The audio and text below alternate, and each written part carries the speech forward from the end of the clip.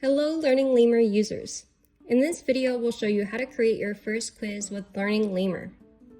To get started, you can either go to the content bank where you can use content created by other users or create a new quiz from scratch. For this video, we will create a new quiz. First, add a title to your quiz and an optional description. Now let's create our first question. Click Add Question, and you can choose to create it manually or with artificial intelligence. For now, we'll use the manual option and select the Open Answer question type. Now imagine we want to create a question that asks students to calculate the sum of two fractions. To do this, we first define the question title, write the statement including the fractions, set the correct answer, and optionally provide feedback for the students.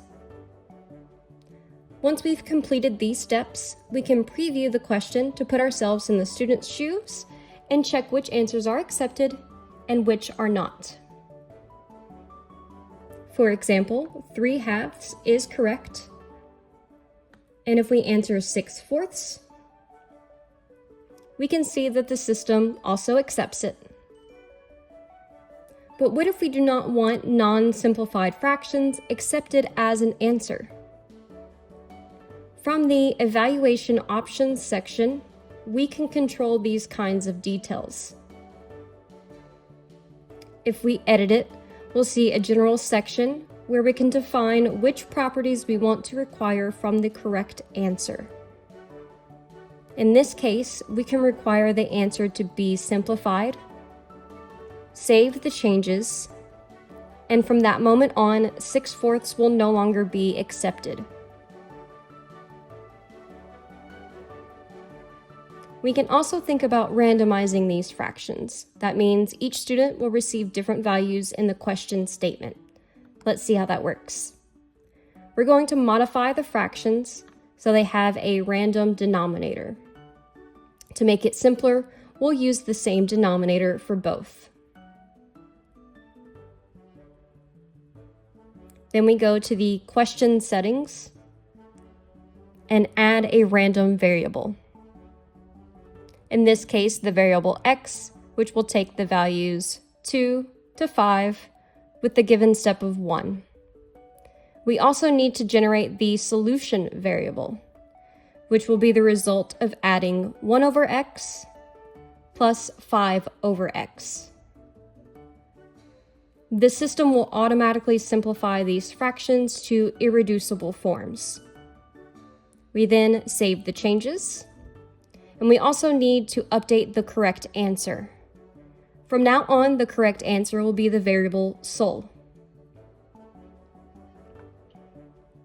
As before, we can access the question preview and regenerate it as many times as we want to see how it changes and also how the correct answers are accepted.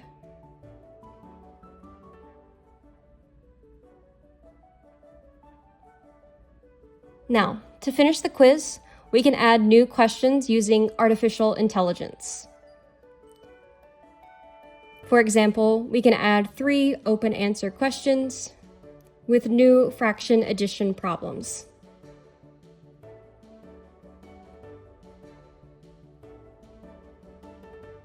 The AI will work on them and provide us with new question prompts, answers, and evaluation options, so then we can review them and decide whether to accept, delete, or modify their parameters.